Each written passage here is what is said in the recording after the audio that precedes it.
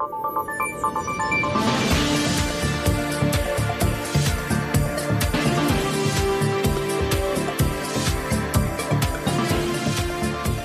duplex. Le duplex avec Franck Payanav. Bonjour Franck. Bonjour Martin, bonjour à tous. Quel plaisir de vous retrouver. Vous êtes en duplex de Cambo-les-Bains où se tenait ce vendredi 4 mai une rencontre internationale pour entériner la fin de l'ETA, une organisation réputée et surtout qui pose beaucoup de controverses. Oui, effectivement, et en plus on a eu un coup d'accélérateur ces dernières semaines sur la fin de l'ETA. Déjà il y a un petit peu moins de 15 jours, la presse avait été convoquée pour une conférence de presse. On ne savait pas trop ce que c'était, mais en tout cas on savait juste que c'était des associations qui travaillent avec ETA pour justement résoudre ce conflit au Pays Basque. C'est là qu'on a appris qu'il y aurait une réunion internationale de travail qui s'est tenue, vous le disiez, ce vendredi à Cambo-les-Bains. Et puis surtout, ça faisait plusieurs semaines déjà qu'on savait que ETA allait annoncer sa dissolution.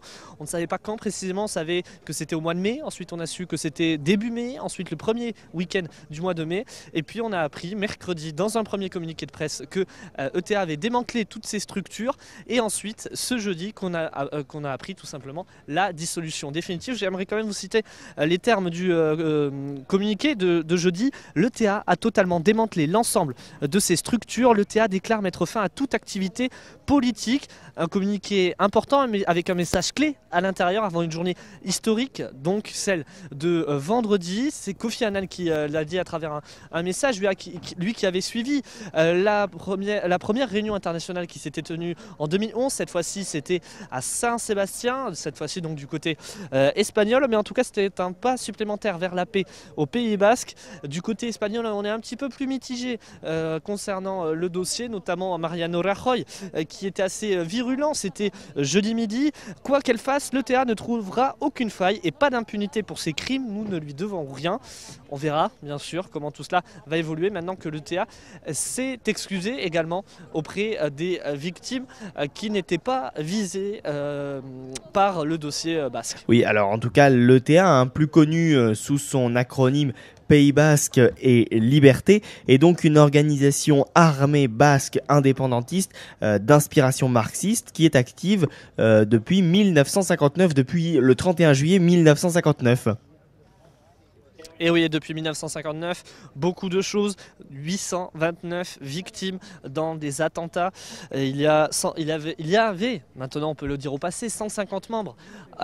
Aujourd'hui en liberté, ils sont 350 en prison, en Espagne mais également en France, répartis un petit peu partout sur le territoire. Et justement, c'est un des dossiers clés de la réconciliation, c'est le rapprochement des prisonniers basques ici, que ce soit sur Bayonne mais également sur Pau ou sur Mont-de-Marsan, pour être plus proche des familles, parce que certaines familles doivent faire jusqu'à 800 km pour voir les membres de leur famille qui sont emprisonnés, pour revenir au processus de paix. Une première trêve avait eu lieu, c'était en 2006, ça n'avait duré que quelques mois, et la deuxième trêve, cette fois-ci ça sera la bonne, c'était en 2011, et donc c'était le moment clé, car à partir de là, tout allait dans le positif du côté de ETA. En 2017, il y a un an quasiment, c'était au mois d'avril, ETA s'était complètement désarmé et avait remis la liste de ses caches d'armes aux autorités françaises à l'occasion de festivités sur la paix au Pays Basque qui avait eu lieu à ce moment-là à Bayonne.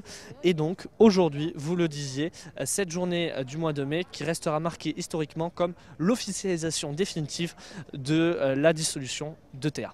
Oui, avec un chiffre quand même 829 victimes, que ce soit des morts ou des blessés, donc depuis 1959. Franck, cette dissolution, donc après l'an dernier, le désarmement, est-ce que cette dissolution a été précipitée ?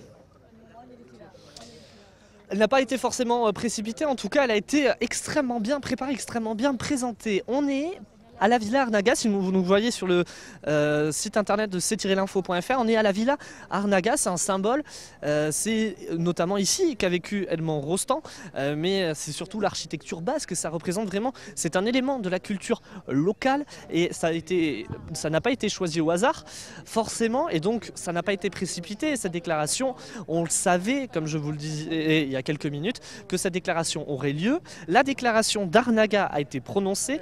La déclaration d'Arnaga, excusez-moi, ce n'est pas la déclaration de Théa, attention, c'est simplement le groupement international qui travaille autour de ce conflit basque qui déclare tout simplement reconnaître les propos tenus par l'ETA. Justement, je vous propose d'écouter la déclaration d'Arnaga. Elle a été lue en basque, en anglais, en espagnol et également en français par Michel Candessu, qui est l'ancien directeur du FMI. Il a effectué donc cette déclaration. Je vous propose d'écouter un extrait. État a répondu à notre appel en déclarant la fin définitive de la lutte armée. Depuis lors, l'organisation a tenu parole et il n'y a plus eu de violence. L'année dernière, elle a fait un autre pas en avant et a procédé à son désarmement total. Nous considérons que ce sont des avancées historiques et nous les saluons. Aujourd'hui, nous nous réunissons au palais d'Arnaga à Cambo-les-Bains pour saluer la déclaration finale du groupe. Hier, à Genève, ETA a annoncé qu'elle a cessé d'exister. C'est un moment historique pour l'Europe entière, car il marque la fin du dernier groupe armé sur le continent. Et puis de nombreuses personnalités politiques, que ce soit françaises mais également espagnoles, étaient présentes pour suivre cette réunion à l'intérieur. Cette fois-ci, aucune caméra n'était présente, notamment Frédérique Espagnac, qui est sénatrice des Pyrénées-Atlantiques. On a pu la rencontrer à l'issue de la réunion.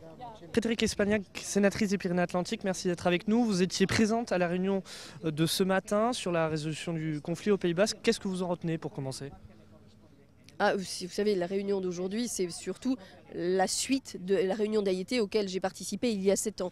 Donc c'est la suite d'un processus, un cheminement qui a permis à la fois que l'ETA fasse une première déclaration au lendemain d'Aïté sur l'arrêt de la violence, puis l'an dernier, le 8 avril dernier, la restitution des armes et enfin aujourd'hui, hier, la dissolution. Donc c'est un moment qui est à la fois plein d'émotions puisque nous étions avec Gerry Adams, avec, Colin Powell et en même temps, j'ai envie de dire, c'est pas un moment de fin puisqu'il y a encore beaucoup de chemin à faire en Pays Basque. Ce qui est important en tout cas, c'est que les armes sont pliées, sont rangées, que petit à petit, en tout cas, la société civile pense ses plaies, en n'oubliant rien les victimes, puisque ça a été le premier signe que nous avons fait aujourd'hui avec une minute de silence pour toutes les victimes de ce conflit, en tout cas, et je crois que c'était important de ne pas non plus nier la douleur des familles, ce qui est réel. Il ne s'agit pas non plus de laver les crimes de sang, il faut prendre en compte ce qui s'est passé et en même temps faire évoluer petit à petit les choses pour que cette société basque soit dans la réconciliation et que surtout les nouvelles générations ne pensent pas un jour qu'il faille reprendre les armes pour obtenir quelque chose.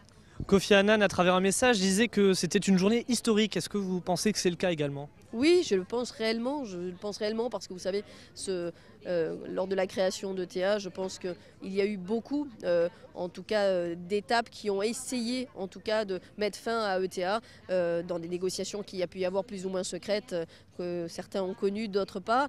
Et on n'y était pas arrivé, donc je crois qu'aujourd'hui, en tout cas hier, cette déclaration d'ETA qui clairement dit « nous dissolvons l'organisation », elle est majeure. Voilà. Quel sera l'avenir maintenant de la surveillance de ce conflit basque, maintenant que ETA est dissous ? Est-ce que la surveillance va continuer, entre guillemets ? Est-ce que vous allez continuer à parlementer avec eux ? La question n'est pas la surveillance. Aujourd'hui, nous sommes dans une phase où la société basque, après les préalables qui avaient été posés justement de restitution des armes, de dissolution, doit permettre aux Pays Basque d'ouvrir une nouvelle page dans ce que je vous ai dit tout à l'heure, c'est-à-dire la réconciliation. La réconciliation, c'est à la fois entendre les douleurs des familles.